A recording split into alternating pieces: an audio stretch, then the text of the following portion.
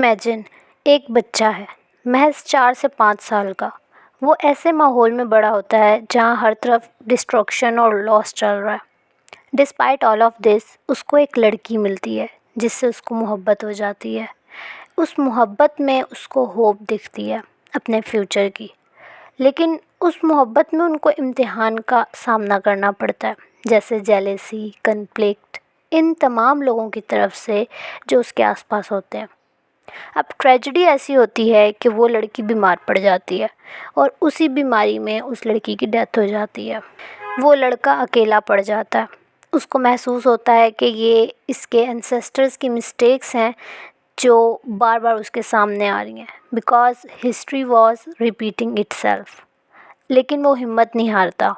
Despite all of this he choose to embrace his pain and learn from it. He dedicated his life to helping others in his village. इस लड़के की life journey ने हम लोगों को क्या सिखाया कि life is a blend of joy and sorrow, conflict and piece.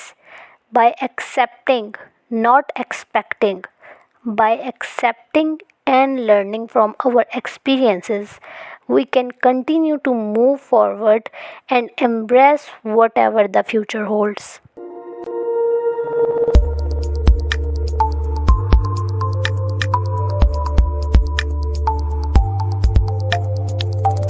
Hello guys, welcome back to literature information. हम लोग डिस्कशन कर रहे थे अपने नावल पर 100 ईयर्स ऑफ सॉलिट्यूड, जो कि लिखा है गैब्रियल गार्सिया मार्केज ने। हम लोग आज के लेक्चर में डिस्कशन करेंगे सेकंड जनरेशन की स्टोरी पर, इसके कैरेक्टर्स के ऊपर और थीम्स के ऊपर, इनके की इवेंट्स के ऊपर और क्रिटिकल एनालिसिस देखेंगे।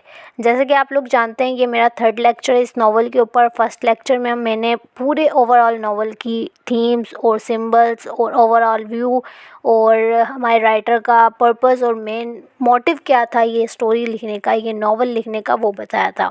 सेकंड लेक्चर के अंदर मैंने आप लोगों को इंट्रोडक्शन, बायोग्राफी राइटर की, फर्स्ट जनरेशन की story, themes and all that, ये सारी चीज़ें बताई थी। अब आज हम लोग डिस्कशन करेंगे सेकंड जनरेशन के ऊपर। फर्स्ट जनरेशन के कैरेक्टर्स हम लोगों ने देख लिए थे, आज हम सेकंड जनरेशन के ऊपर डिस्कशन करेंगे और इसके कैरेक्टर्स देखेंगे और जो मैंने चीज़ें मेंशन की वो सब उसके ऊपर डिस्कशन करेंगे। तो स्टार्ट करते हैं आज का lecture. First of all introduction ये मैंने ऐड किया है ताकि आप लोगों को स्टोरी रिमाइंड होती रहे, आप लोगों को याद रहे कि हम लोग पहले लेक्चर्स के अंदर जो जो पढ़ कर आ रहे हैं वो हम लोग एक दफ़ा फिर उसको देख लें। तो ये हम लोगों का इंट्रोडक्शन था। नेक्स्ट आगे देख लेते हैं सेकंड जनरेशन की स्टोरी। सेकंड जनरेशन के अंदर हमारे पास 5 कैरेक्टर्स आ रहे हैं। अभी आप लोगों ने इधर इस तरफ नहीं देखना। 5 कैरेक्टर्स ये आ रहे हैं हम लोग पास। फर्स्ट ऑफ ऑल आ रही है एमेरेंटा। जैसे कि हम लोग डिस्कशन कर रहे थे बुएंडिया फैमिली के ऊपर, होजे आर्केडियो बुएंडा और अर्सला गुएरेन, ये फर्स्ट जनरेशन के हम लोग के कैरेक्टर्स थे। ठीक है, अब आगे से उनके बच्चे हैं। फर्स्ट हम लोग के पास आ रही है लड़की, बेटी एमेरेंटा। सेकंड कर्नल ऑर्लियानो बुएंडा, ये इनके सेकंड सन है।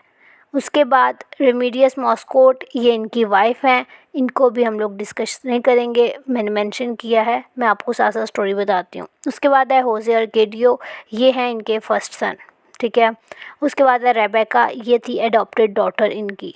बेसिकली बुएंडा फैमिली की फर्स्ट जनरेशन थी होजे आर्केडियो बुएंडा और उर्सुला गुएरेन।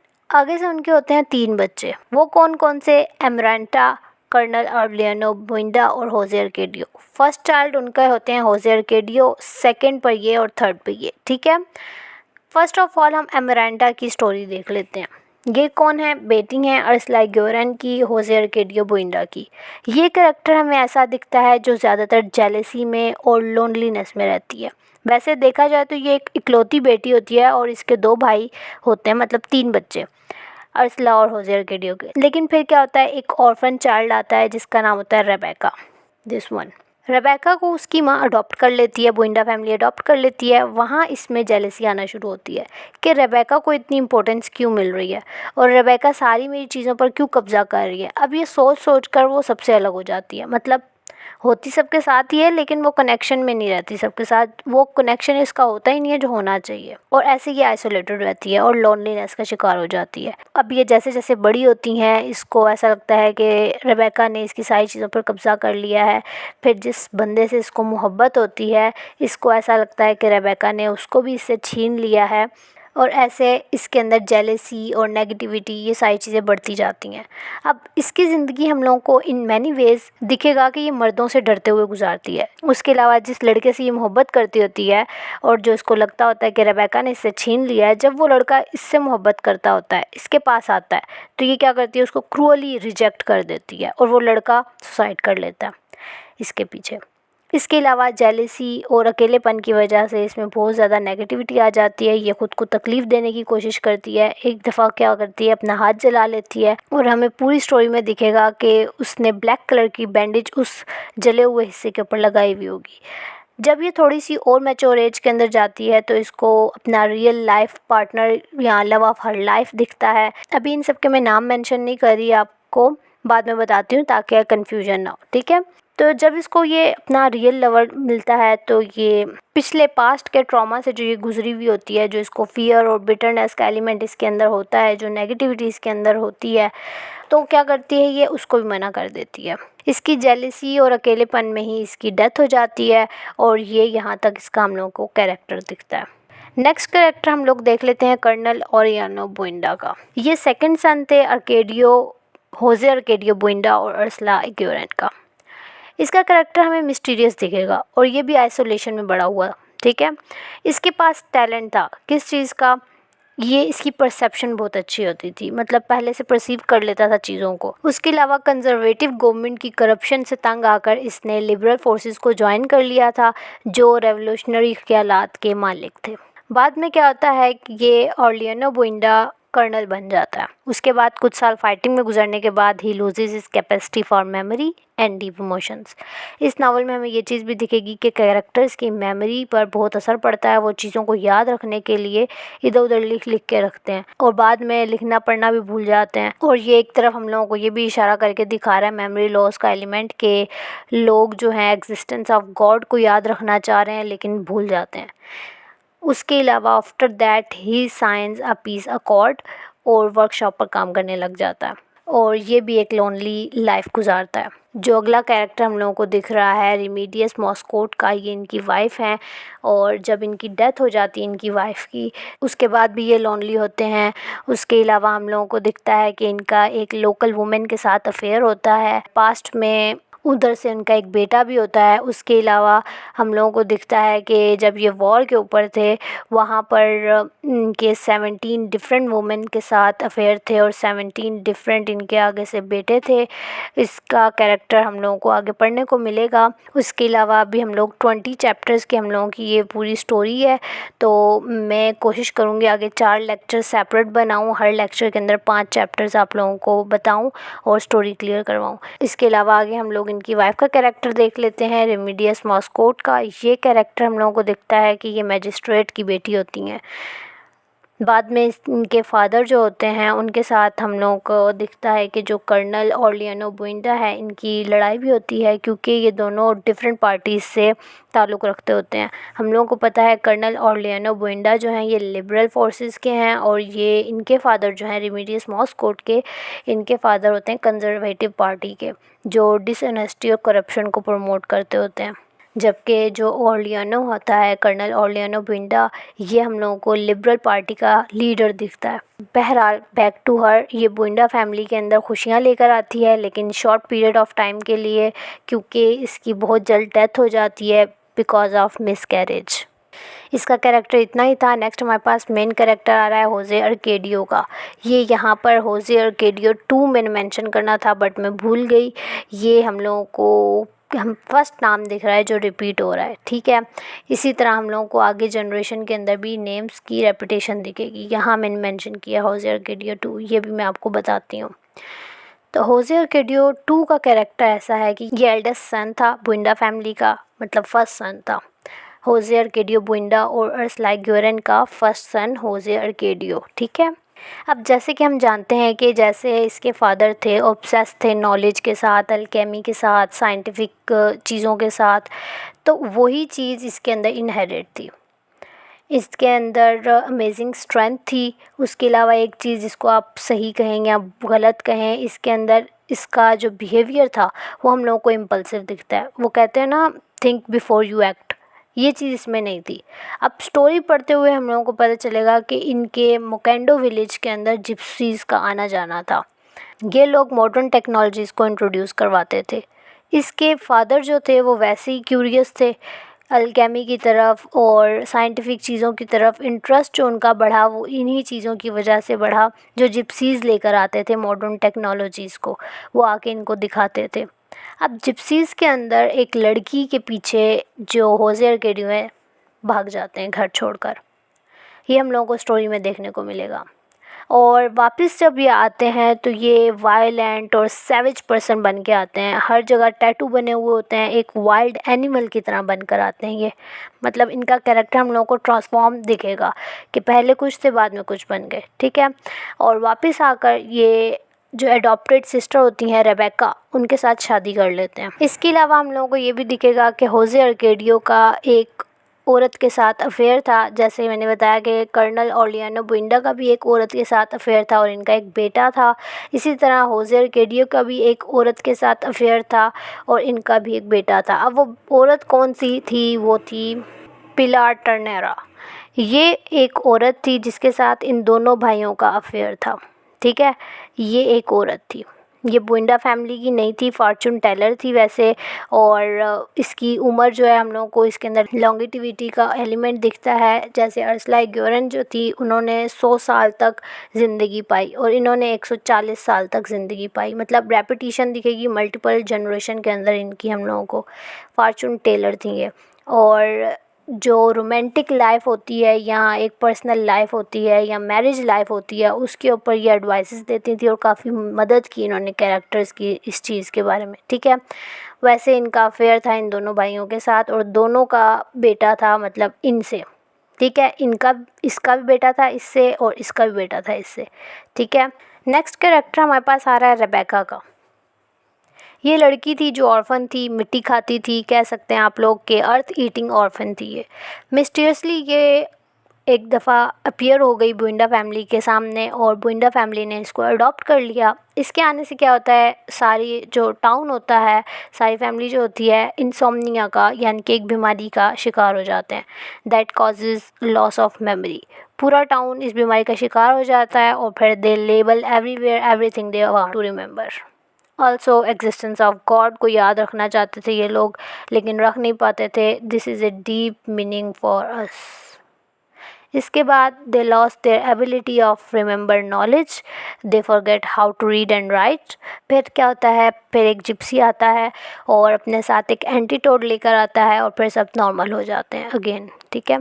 ये स्टोरी के अंदर सारी चीज़ें हम लोगों को पढ़ने को मिलेंगी। ये भी मैं आप लोगों को साथ साथ बता रही हूँ ताकि कैरेक्टर्स भी क्लियर हों और स्टोरी भी साथ साथ कुछ ना कुछ पता चले। लेकिन सेपरेटली मैं लेक्चर बनाऊँगी क्योंकि 20 चैप्टर्स हैं और पर लेक्चर के ऊपर मैं 5 चैप्टर्स की आप लोगों को समरी बताऊंगी। तो back to the topic, Rebecca वैसे ही ऑर्फन थी, फिर फैमिली मिली जब इसको तो इतनी अटैचमेंट नहीं हुई। फिर जेलेसी एमरांटा के साथ इसकी, एमरांटा जो थी वो बहुत ज़्यादा जेलस होती थी इससे। फिर क्या होता है, जब होज़े अर्केडियो वापस आता है एक वाइल्ड एनिमल टाइप बंदा बन के, तो इसके साथ इसकी अटैचमेंट हो जाती है रेबेका की। और रेबेका की और इसकी आपस में शादी का मूड होता है। फिर जब ये लोग शादी कर लेते हैं तो इनको एग्जाइल कर दिया जाता है।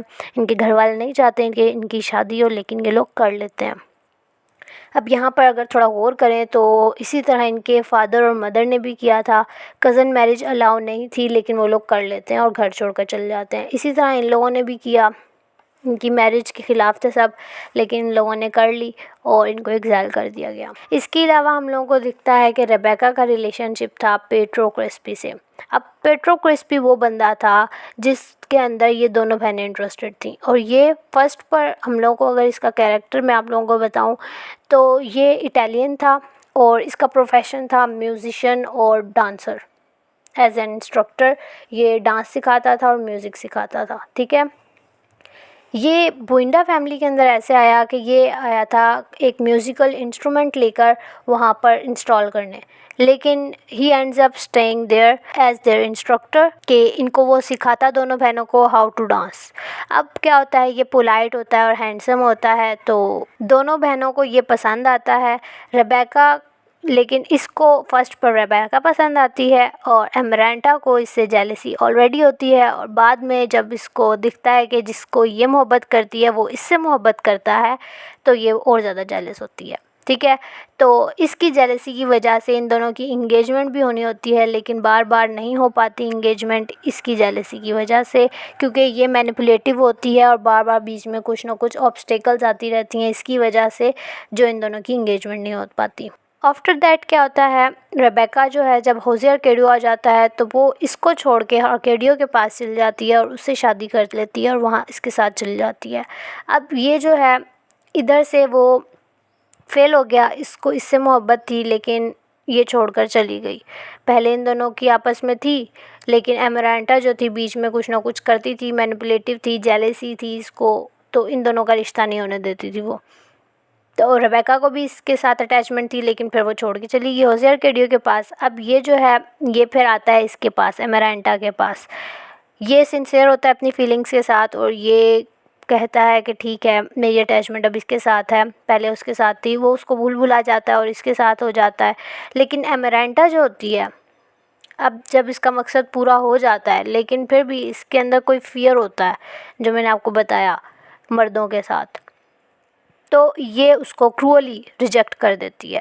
अब ये बंदा जो है इस तरफ से भी हो गया और इस तरफ से भी हो गया, ये चीज़ बर्दाश्त नहीं कर पाता और he ends up by taking his own life, suicide कर लेता है। यहाँ पर हम लोगों को ये बंदा वैसे तो बुइंडा फैमिली का नहीं है, लेकिन हम लोगों को लव और रिजेक्शन की थीम दे रहा है, जो मैंने आप लोगों को फर्स्ट लेक्चर के अंदर बताई थी। तो ये हम लोगों के कैरेक्टर्स थे, ये दो इन दोनों का कपल था और ये दो इन दोनों का कपल था। उसके अलावा ये एक लड़का था जिसके पीछे ये दोनों बहनें थीं, और ये एक औरत थी जिसका अफेयर इन दोनों भाइयों के साथ था।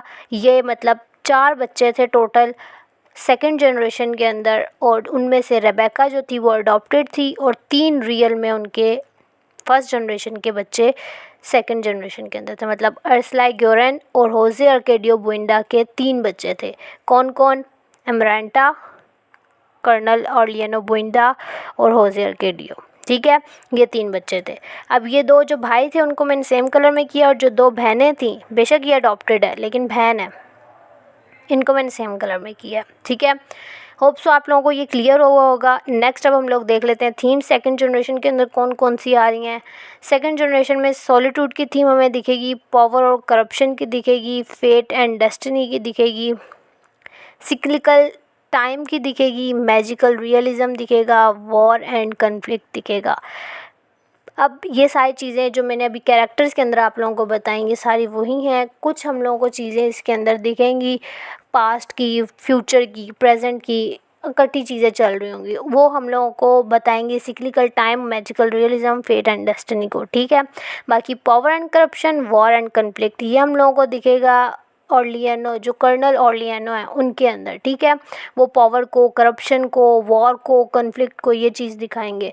लिबरल और कंजर्वेटिव फोर्सेस की जो आपस में लड़ाई होती है। ठीक है, उसके अलावा सॉलिट्यूड हम लोगों को दिखा एमरांटा के अंदर, और रेबेका के अंदर भी दिखा कि रेबेका के हस्बैंड की जब डेथ होती है, ये मैं आपको बताना भूल गई, होज़े अर्केडियो जो एल्डेस्ट सन था, सेकंड होज़े अर्केडियो 2, उसकी जब डेथ होती है तो रेबेका जो है वो अपने घर से बाहर नहीं निकलती, उसका शैपी सा घर होता है और वो आइसोलेट कर लेती है खुद को। वहाँ पर रेबेका के अंदर भी हम लोग को आइसोलेशन का एलिमेंट मिला, एमरांटा के अंदर भी हम लोगों को दिखा, जेलिसी की वजह से वो आइसोलेशन का शिकार हो जाती है। उसके अलावा हम लोगों को जो ऑर्लियानो है, कर्नल ऑर्लियानो, उनकी वाइफ की जब डेथ होती है और वैसे जब फाइटिंग के बाद वो घर आते हैं तो तब भी लॉनलीनेस का एलिमेंट हम लोगों को दिखता है। तो सॉलिट्यूड जो है वो हम लोगों को पूरे नॉवल के अंदर दिखता रहेगा। नेक्स्ट अब हम लोग देख लेते हैं डिटेल में थोड़ा सा इनके बारे में। होज़े अर्केडियो 2 जो था हम लोगों को पता है स्ट्रॉन्ग था और बॉइस्ट्रस था, मतलब एक्टिव था। Known for his physical strength and bold personality. जो मैंने अभी आप लोगों को चीज़ें बताई हैं सिम वही सारी चीज़ें यहाँ पर मैंने मेंशन की हुई हैं, ये आप लोग देख लीजिएगा। रिबिलियस था, leaves home at a young age and return as a different person. मैंने बताया था आपको इसका कैरेक्टर ट्रांसफॉर्म हो जाएगा, जिप्सी गर्ल के पीछे चला गया था ये। उसके अलावा ट्रेजिक फेट इसका क्या था, his life is marked bye a series of unfortunate events. ये स्टोरी पढ़ते हुए आप लोगों को क्लियर होगा। Departure and return leaves Mukendo and returns with a transformed personality. Marriage to Rebecca, marries his adopted sister causing family tension. Mysterious death इसकी होती है, dies under mysterious circumstances, his body swelling and bursting. ये हम लोगों को एक कर्स दिखता है हम लोगों को पूरे नावल के अंदर के किस तरीके से किसकी डेथ हो रही है। तो ये स्टोरी एक्सप्लेन करते हुए मैं आपको बताऊंगी। कर्नल ऑर्लियानो बुइंडा का हम लोग को कैरेक्टर दिखता है कि वो साइलेंट होते हैं, विड्रॉन होते हैं, ऑफन इंट्रोस्पेक्टिव एंड रिजर्व्ड। उसके अलावा गिफ्टेड होते हैं, इनको जो इनकी परसेप्शन होती है उसकी मतलब सिक्स सेंस होती है बहुत अच्छी होती है। ये पोजेस करते हैं एक प्रोफेटिक विजन को, ये कह सकते हैं आप। उसके अलावा वॉरियर थे, becomes a key figure in the civil wars, fathering 17 sons with different women. ये मैंने आप लोगों को बताया था कि 17 सन्स थे इनके और हर वॉर के अंदर डिफरेंट वुमेन थी 17 और उनके उधर आगे 17 सन थे। सिविल वॉर के हम लोगों को दिखती है एक lead numerous civil wars becoming a legendary figure. Prophetic vision ये जो मैंने अभी ऊपर एक्सप्लेन किया, एक्सपीरियंसेस विजन्स एंड प्रेमोनिशंस। उसके अलावा attempted assassination, survives multiple assassination attempts but becomes increasingly isolated. ये आइसोलेशन का एलिमेंट हर जगह हम लोगों को दिखेगा। उसके अलावा नेक्स्ट कैरेक्टर एमरांटा का है। इनका मैंने बताया कि इनके अंदर बिटरनेस और जेलसी ये सारी चीज़ें बहुत ज़्यादा होती हैं। Hold grudges specially against her adopted sister Rebecca. Manipulative होती हैं, toys with Pietro Crespi's emotions leading to his suicide. ये हम लोगों को दिखता है। लोनली होती हैं, मतलब dies a virgin having never found true love. हालांकि 2 दफ़ा इनको मौका मिलता है लेकिन नहीं। Love and rejection, rejects Pietro Crespi leading to his suicide. Loneliness दिखती है, lives a life of solitude never marrying. Death इनकी हम लोगों को दिखती है कि dies alone having never found true love. Rebecca के बारे में क्या है, अडॉप्टेड डॉटर होती हैं, not biologically related to बुइंडा family. Determined थी, marries Jose Arcadio too despite family opposition. Tragic इनकी क्या थी, her life is filled with sorrow and isolation.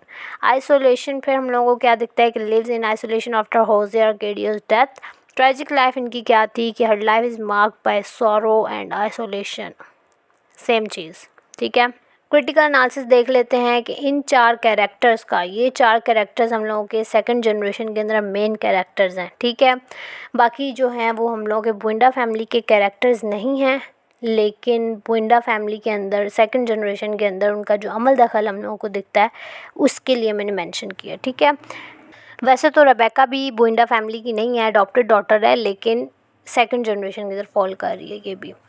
His transformation first देख लेते हैं। होजे अर्केडिया 2 के क्रिटिकल एनालिसिस करते हैं कि his transformation and tragic end symbolize the destructive potential of unchecked desires and the consequences of breaking social norms.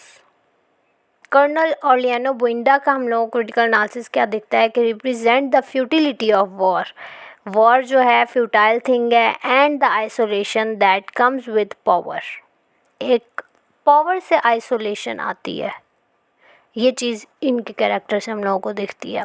वैसे हम लोगों ने देखा कि पावर जिसके पास है उसका कंट्रोल होता है हर जगह, लेकिन एक अजीब सी थीम यहाँ पर हम लोगों को दिख रही है कि पावर से आइसोलेशन का एलिमेंट हम लोगों को दिख रहा है। His prophetic abilities underscores the novel's theme of predestination and the inevitability of fate.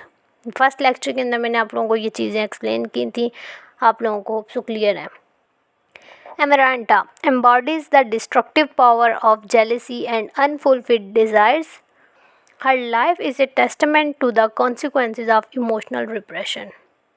Rebecca, her tragic life highlights the themes of isolation and the impact of unresolved grief and loss. That's all for today. Critical analysis इसका ये था, और बाकी चीज़ें हम लोगों ने discuss कर ली। इनके कैरेक्टर्स को डिटेल में भी देख लिया हम लोगों ने, इनकी सेकंड जनरेशन को भी देख लिया। होप सो आप लोगों को सेकंड जनरेशन क्लियर हुई होगी। अभी हम लोग सिर्फ कैरेक्टर्स को क्लियर कर रहे हैं और थोड़ा बहुत थीम्स और सिम्बल्स जो हम लोगों को चीज़ें दिख रही हैं वो क्लियर कर रहे हैं। स्टोरी जब मैं आप लोगों को बताऊँगी तब आप लोगों को ये चीज़ें क्लियर होंगी तो स्टोरी समझ आएगी। इसलिए पहले हम लोग ये चीज़ें क्लियर कर रहे हैं, क्योंकि इस नावल की स्टोरी बहुत ज़्यादा कॉम्प्लेक्स है। तो ये चीज़ें क्लियर होंगी तभी आगे आप लोग जाके सही से पढ़ सकेंगे। उसके अलावा इनकी नेम की रेपुटेशंस है, और कौन सा करेक्टर किस खूबी का मालिक है, और कौन से स्ट्रेंथ्स का मालिक है, कौन सी चीज़ें इनके अंदर इनहेरिट हैं ऑलरेडी इनके एंसेस्टर्स की। तो ये चीज़ें सारी आप लोगों को कंफ्यूज कर देंगी, इसलिए मैंने सेपरेट रखा है हर चीज़ को कि फर्स्ट जनरेशन ये है, सेकंड ये है, थर्ड ये है।